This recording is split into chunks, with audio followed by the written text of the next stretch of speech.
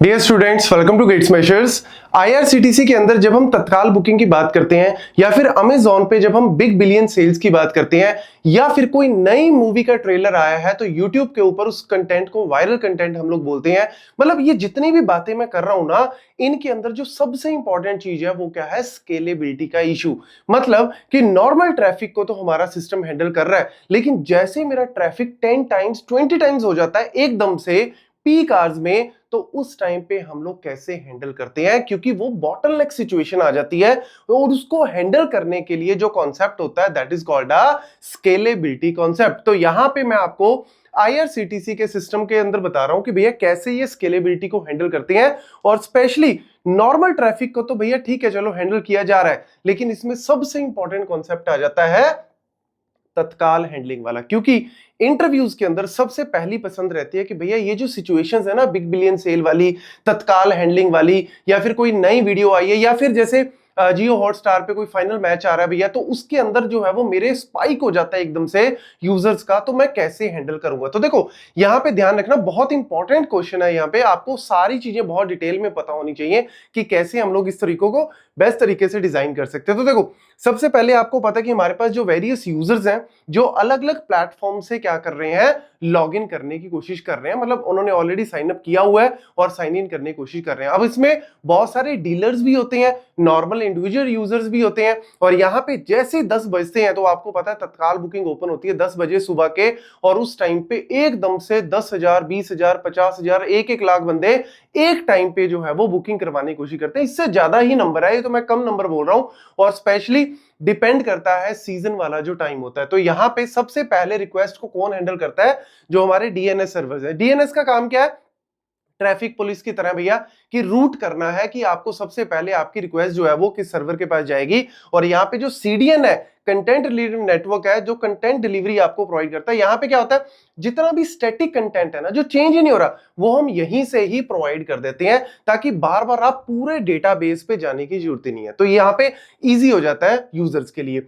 फिर आ जाता है जी लोड बैलेंसर का। सबसे इंपॉर्टेंट पॉइंट यहाँ पे आता है लोड बैलेंसर का, जो कि इंटरव्यूअर सुनना चाहता है आपसे। क्यों? क्योंकि जब एक बार में नॉर्मल हमारे 10,000 20,000 लोग आ रहे हैं, लेकिन एकदम से 10 लाख लोग आ गए, तो भैया लोड बैलेंसर का सबसे इंपॉर्टेंट काम क्या है कि आपकी रिक्वेस्ट को अलग अलग सर्वर्स पे क्या करना है, रूट करना है। ऐसा ना हो कि एक सर्वर पे सारी रिक्वेस्ट जा रही है या 2-3 पे जा रही है। यहां पे इवन सबसे इंपॉर्टेंट कॉन्सेप्ट क्या होता है कि नॉर्मल अगर मेरे एप्लीकेशन इंस्टांसेस जैसे 10 इंस्टांस चल रहे हैं, तो जैसे ही पीक आवर्स का टाइम होता है या तत्काल बुकिंग का टाइम है, तो मैं नंबर ऑफ इंस्टांसेस अपने बढ़ा देता हूं।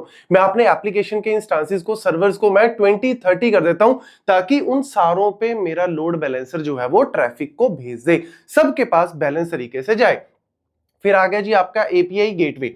एपीआई गेटवे स्टेटलेस तरीके से काम करता है, क्योंकि हम सारी इंफॉर्मेशन को अगर स्टोर करने लग गए, स्टेटफुल बना दिया, तो आपका मैक्सिमम ट्रैफिक जो है वो यहीं पे रुक जाएगा। क्यों? क्योंकि हम सारी इंफॉर्मेशन को नोट कर रहे हैं, इसीलिए इसको स्टेटलेस रखा जाता है। हमें कोई इंफॉर्मेशन को स्टोर नहीं करना। और दूसरा, ये रिसेप्शनिस्ट की तरह काम कर रहा है। जितनी भी हमारी ऑथेंटिकेशन है, रेट लिमिटिंग है, ऐसा तो नहीं है कि एक ही यूजर बहुत जगह से रिक्वेस्ट भेज रहा है, बहुत बार रिक्वेस्ट भेज रहा है। वो रेट लिमिटिंग का कॉन्सेप्ट जो है वो सिक्योरिटी का कॉन्सेप्ट है, यहां से एक्चुअल में स्टार्ट हो जाता है। क्योंकि एपीआई से आप आगे कनेक्टेड हो, जितनी भी माइक्रो सर्विसेज हैं, चाहे आप ट्रेन को सर्च कर रहे हो, चाहे बुकिंग कर रहे हो, चाहे सीट इन्वेंटरी चेक कर रहे हो, पेमेंट कर रहे हो, सारे माइक्रो सर्विसेज इसी के थ्रू कनेक्टेड है।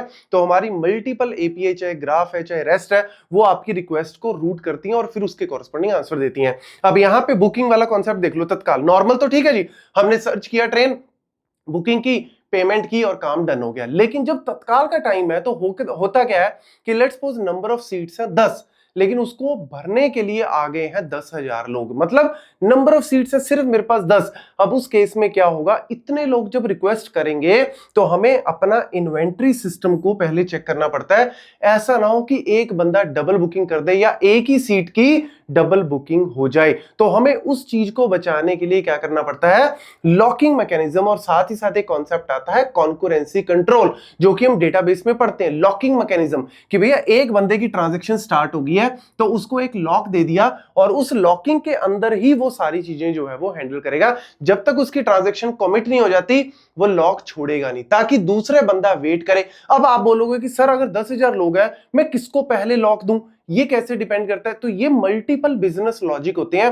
हो सकता है कि प्रायोरिटी बेस्ड हो सकता है कि टाइम स्टैम्प बेस्ड हो, जिसकी ट्रांजैक्शन पहले आ रही है हमने उसको प्रायोरिटी दी, हो सकता है बिजनेस लॉजिक्स होते हैं। जैसे कोई हो सकता है सीनियर सिटीजन है, अब सीनियर सिटीजन को मैं थोड़ी सी प्रायोरिटी ज्यादा देना चाहता हूं, तो मैं हो सकता है उसको पहले लॉक दे दूं कि भैया उसकी रिक्वेस्ट को पहले हैंडल किया जाए। तो इस तरीके से अपना आईआरसीटीसी के खुद के लॉजिक्स होंगे जो अप्लाई करते हैं, और जब तक उसकी ट्रांजैक्शन चल रही है बंदे की, तब तक कोई और उस सीट को बुक नहीं करवा सकता। हमने उसको एक लॉक दे दिया, जैसे शेयर्ड लॉक, एक्सक्लूसिव लॉक। अब यहां पे इंपॉर्टेंट कॉन्सेप्ट आता है कैश लेयर का, जिसको हम बोलते हैं रेडिस क्लस्टर। क्योंकि 10,000 लोग इतनी सारी रिक्वेस्ट भेज रहे हैं, तो सबसे पहले वो कर रहे हैं रीड ऑपरेशन, मतलब सबसे पहले वो रीड कर रहे हैं कि भैया कितनी सीट्स अवेलेबल है, फिर उसमें राइट करने की कोशिश करेंगे। तो हम क्या करते हैं कि भैया हमारे प्राइमरी डेटाबेस पे सारी रिक्वेस्ट ना जाए, तो हमने मैक्सिमम चीजों को कैश करके रख लिया। Cash is the fastest memory, तो भैया हमने उसके अंदर सारी मैक्सिमम चीजों को रख लिया। वहीं से हम लोग जो है वो कंटेंट उसको प्रोवाइड कर रहे हैं, और स्पेशली वो कंटेंट जो चेंज ही नहीं हो रहा, जैसे ट्रेन का नंबर है, ट्रेन का स्केड्यूल है, ट्रेन का जो टाइम है, वो सारी चीजें ऑलमोस्ट हमने यहाँ पे कैश करके रख दिया। तो बंदे ने रीड किया, जैसे रीड करके उसने ट्रांजैक्शन किया, भैया एक सीट को बुक कर दिया। बुक करते ही सबसे पहले अवेलेबिलिटी चेक करेगा कि है अवेलेबल है, तो तुरंत उसको लॉक दे दिया, और वो उसी लॉकिंग के अंदर एक टाइम पीरियड के अंदर अंदर उसे फटाफट से ट्रांजैक्शन को कंप्लीट करना पड़ेगा, पेमेंट इंक्लूड करके, तभी उसकी बुकिंग डन होगी। उसके बाद फिर आपका पेमेंट वाला आ गया, पेमेंट गेटवे पे जाएगा और वहां पे ट्रांजैक्शन को डन करेगा। अब यहां पे बड़ा इंपॉर्टेंट कॉन्सेप्ट है भैया, पेमेंट अगर लेट्स सपोज फेल हो गई, तो उस केस में ऐसा नहीं है कि उसकी बुकिंग चल ही रही है, नहीं, हम उसको क्या कर देंगे, ट्रांजैक्शन को रोल बैक कर देंगे, मतलब खत्म कर देंगे, और वो सीट अवेलेबिलिटी किसी और को मिल जाएगी, वो कोई और ट्रांजैक्शन जो है वो अपनी स्टार्ट कर देगा। तो इसीलिए एक टाइम फ्रेम के अंदर अंदर उसको ट्रांजैक्शन कंप्लीट करनी पड़ेगी।